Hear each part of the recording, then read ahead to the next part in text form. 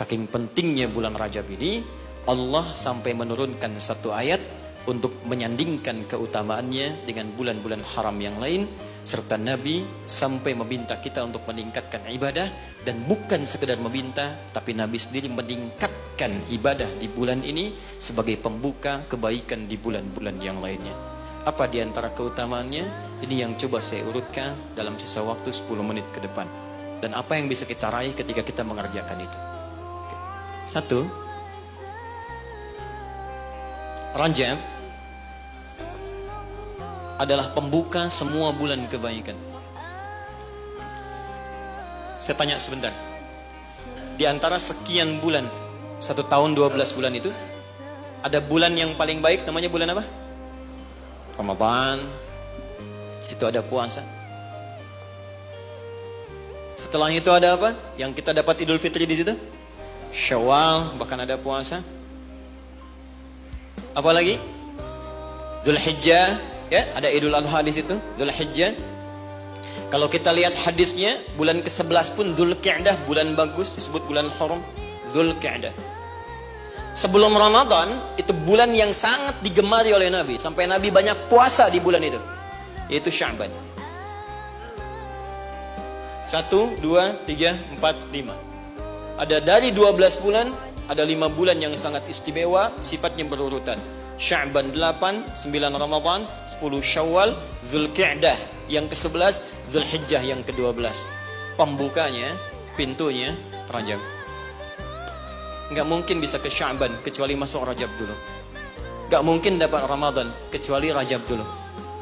Karena itulah Nabi bahkan pernah mengatakan dalam beberapa kesempatan, diteruskan sampai kepada kita, hati-hati, amalan-amalan ini. Bahkan ada ulama yang mengatakan, kalaupun kita nggak dapat Ramadan, minimal Rajabnya dapat. Karena itu pintunya. Dan kita nggak tahu. Tadi saya mau ke sini, Pak, di jalan itu, saya dengar informasi, ada orang yang sudah pesan tiket dan paket lengkap untuk umroh di bulan Ramadan. Ya, jadi jauh-jauh hari pesan karena tahu akan padat situasinya. Dan tahu apa yang terjadi? Ternyata harap-harap ingin ke Ramadan, masuk bulan Rajab, wafat semua orang itu. Semuanya.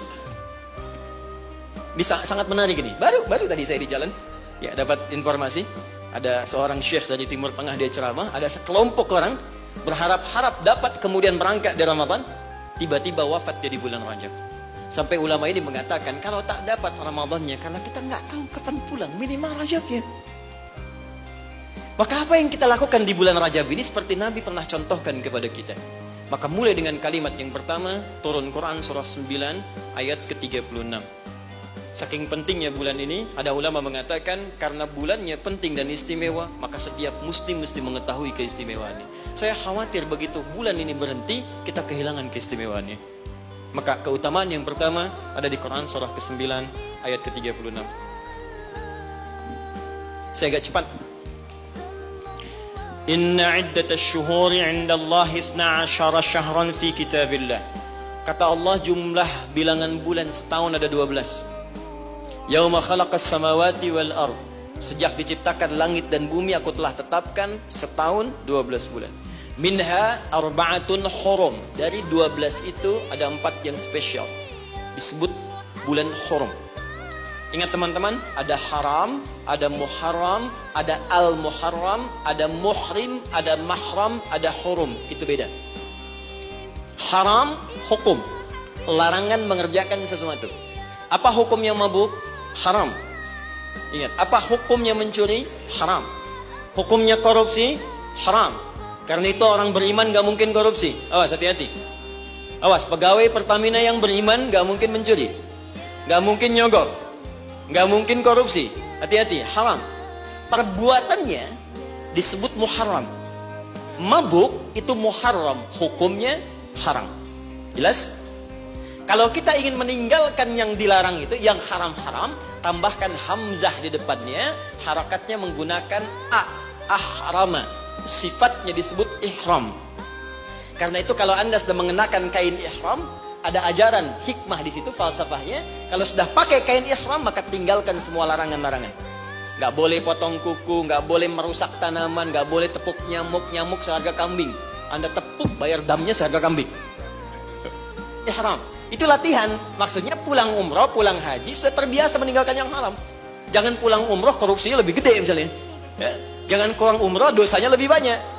Ya, seperti masuk pom bensin, masuk Pertamina, dimulai dari nol ya. Nol, kosong lagi. Hilangkan. 1, 2, 3, kosong. Pelakunya disebut muhrim. Kalau dia punya kakak, punya adik yang tidak diperkenankan menikah di antara keduanya, maka disebut mahram namanya.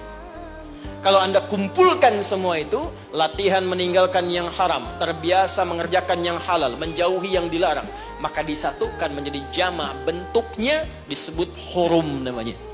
Ada 4 bulan disebut bulan hurum, 3 berurutan kata Nabi, 1 terpisah. Yang 3 itu Dzulqa'dah 11, Dzulhijjah 12, Al-Muharram bulan pertama, yang keempat namanya Rajab. Dan kita sekarang ada di bulan ini.